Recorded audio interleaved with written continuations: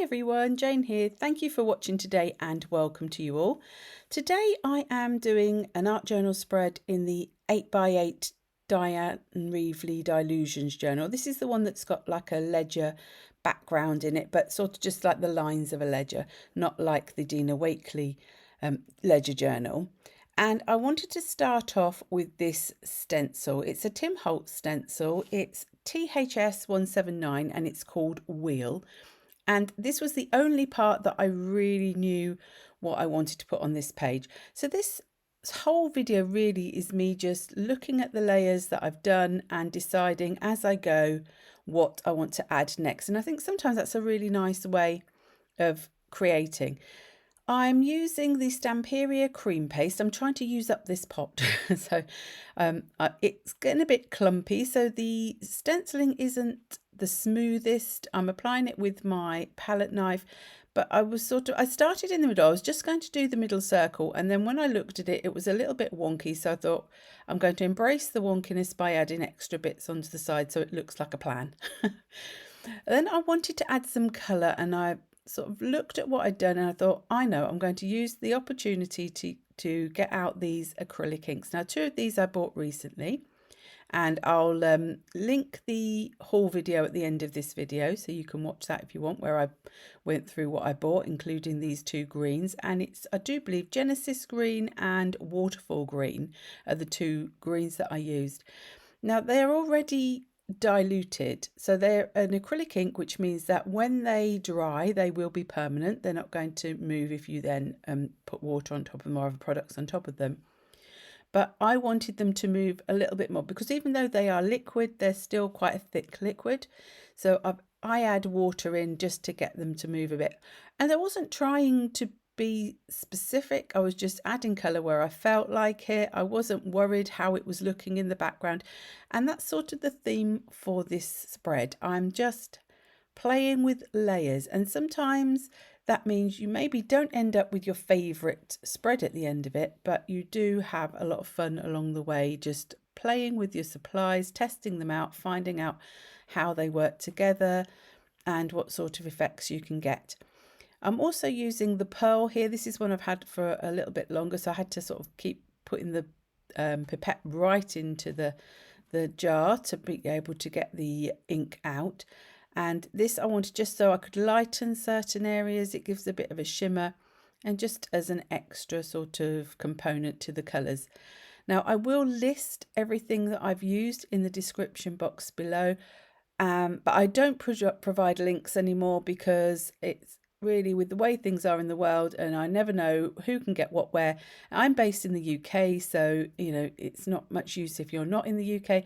So the best thing is to just look at the products that I used if you are interested, and then search them up for your area.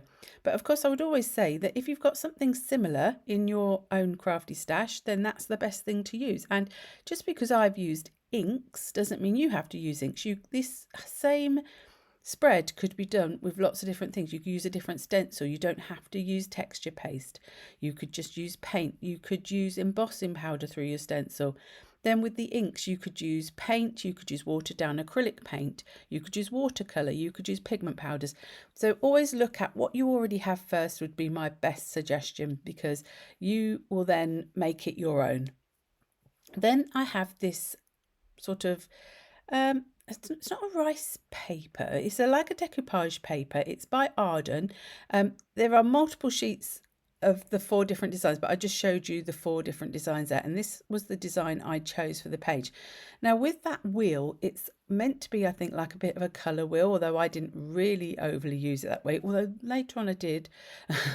And so I sort of got this little bit of colour swatch from the tissue paper, and I'm just applying that with my Liquitex Professional Matte Medium. Now, because of how it's quite a thick tissue, it's not like some of the other collage tissues I've got, so it did show on the page quite a lot as I was sticking it on.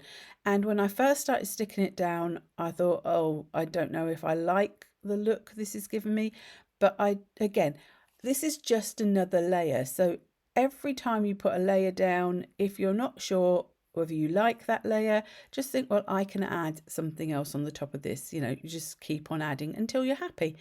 And because that acrylic ink is permanent when dry, I'm able to quite easily put the tissue paper over the top. Although you may notice that in the top left hand corner, there is a little bit of colour. So I think what happened there was the ink wasn't completely dry and it did move a little bit around that area. So I just sort of went with it and added that into the page a bit to spread that colour out. So I tend to put the matte medium on the back and then on the front and then over the top, and I really do put a lot of matte medium down. Now you can use other sorts of things. If you want to just use a watered down PVA, you could use that. If you wanted to use gel medium, you could use that. Mod Podge, all different sorts of mediums on the market.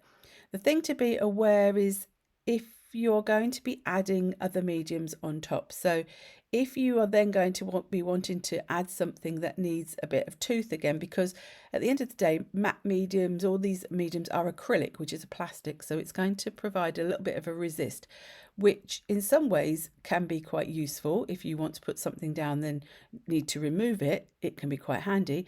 But if you're wanting to add certain mediums over the top, then that wouldn't be very good. So you might then put a clear gesso across the top just to give you that tooth. Now I'm going in now with some of the Amsterdam acrylic paint, and I do believe this is Naples yellow green. And I just wanted to try to blend those papers in a little bit more. So I'm going in sort of where the paper meets the page, but then sort of over the whole thing, because I wanted to not dull it down, that's the wrong word, sort of mute it slightly, mute the whole page slightly.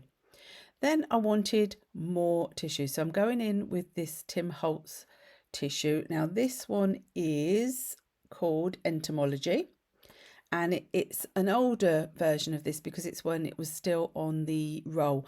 The tissue papers are now produced in sheets, in packs, which I actually find quite good because you get a wider variety. But if you wanted a nice long piece, the rolls were quite useful. So I've just torn some of where the bugs, the mini beasts, the beetles, the butterflies were, and they're the main thing that I wanted, and I'm just adding them, and I'm not worried that I'm covering things up.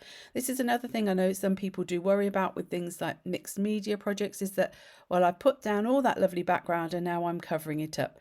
I'm treating each layer as a new beginning. So just because I've put something down on the previous layer doesn't mean it isn't going to get covered, because the whole point is that you're building up a whole spread, and that even though you think maybe you're covering things up, that a little bit of the bottom layers will still peek through, and it's the sort of combining of all the different elements that give the whole in the end. So I'm just adding on some of these, and because it's nice and black and white, this tissue does blend into your page a bit better because it's got that really white background, which once you add the medium on, does sort of blend, becomes a bit more transparent, or translucent I should say. Then I wanted to really try and unite this page even more. So this stencil is one that I've had for quite a long time.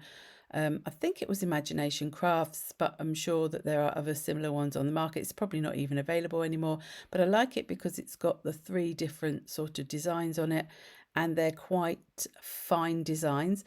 So what I'm doing is I'm going in with the white acrylic paint, and I am mostly adding my stenciling where there's a join between the tissue and the rest of the page.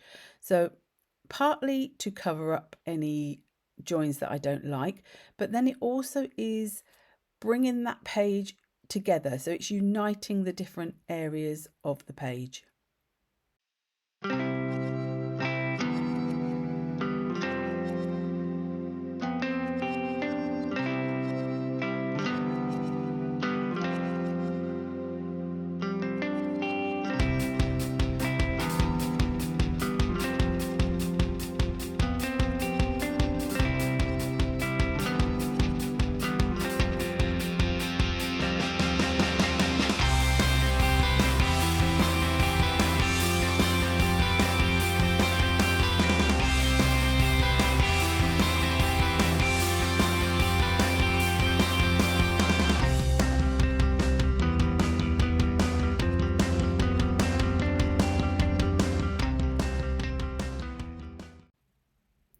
once I was happy with the stenciling, I decided that the texture paste I'd added at the beginning with the colour wheel wasn't as prominent as I wanted it to be. And as it was a colour wheel, I thought, oh, I think I would like to add some colour swatches onto some of the areas. So I'm using my Arrtx acrylic brush markers because I use the texture paste. I can easily feel where the edge of the lines are, so I could easily colour in the different sections of the wheel. So I went with a selection of blues.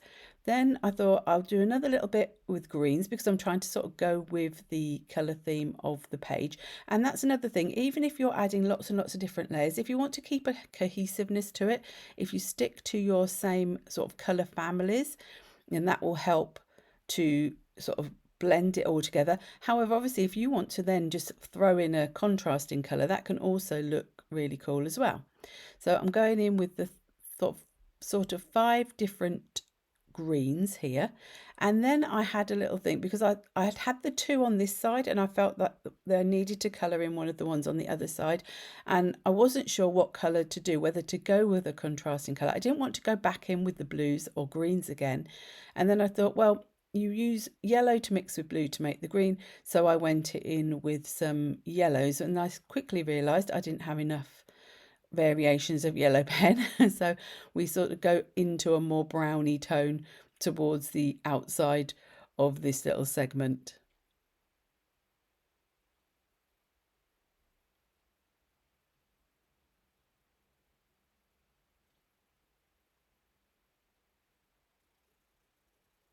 Now, I had thought about whether I wanted to add some major focal points on this page, and I did actually get out some of my collage books and cut out some things to use, but when I put them up against the page, I wasn't really feeling that they went with it. So instead, I decided to keep this as very much a sort of all about the layers and the background elements. So I'm going in now with the coffee stains stamp set from Be Crafty, and I'm just adding it in with some of the black Versafine ink just to really make it stand out. So I thought this now then brings your eye to those really dark not focal points, but the really dark stamping that I'm adding in draws your eye. So you start to see the background as more of a one thing rather than lots of different elements. And I just wanted to sort of add something else over the top of this spread. I decided that they did need some colour, and I got out my Stabilo Woodies, which are not a product I reach for as often as I probably should, and this is where that matte medium came in really handy, because where I had put that over the top of the collage tissue, it provided a sort of a shiny, slicker surface than the paper. So when I laid the pencil down, I was able to easily rub it in. Now, I did try to heat set this ink, but you will probably notice there are areas where I hadn't heat set the stamping as much as others, and so in those the ink does blend a little bit with the colour and give it a sort of a bit of more of a murky sort of tone. But I was all right with that because this spread was all about just building up and having fun.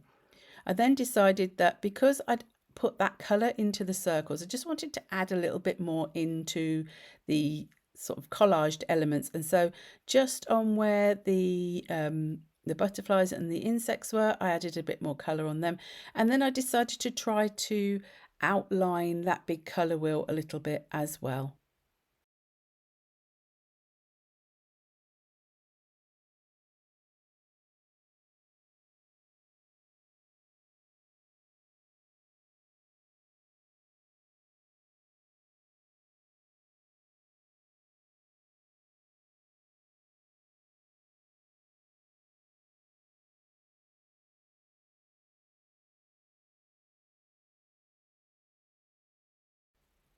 Once I'd finished with that, I wanted to just add one sort of final layer to this page.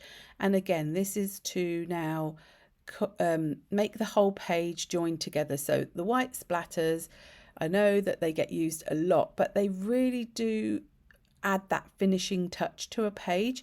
You don't have to have white splatters, of course. And I'm using the Winsor & Newton ink. I didn't mention earlier, I did use the Winsor Newton Gold in amongst my acrylic inks as well. I got a sentiment just out of my stash, and I found this little sort of cardboard bulldog clip, and I thought that would look quite cute. So I just added that onto my page with some Pinflair glue gel just to help really stick it, because there was so many layers, so much texture. And here is the final spread. So thank you ever so much for watching today. If you have enjoyed this video, do please give it a thumbs up, and if you're not already subscribed, it would be fantastic if you could subscribe. And just after this video finishes, you'll see a video, little sort of end card, where you see my lovely members, and a big shout out and thank you to all of those. And I'll leave information in the description box of how you can become a member if that's something you're interested in. So until the next time, bye bye.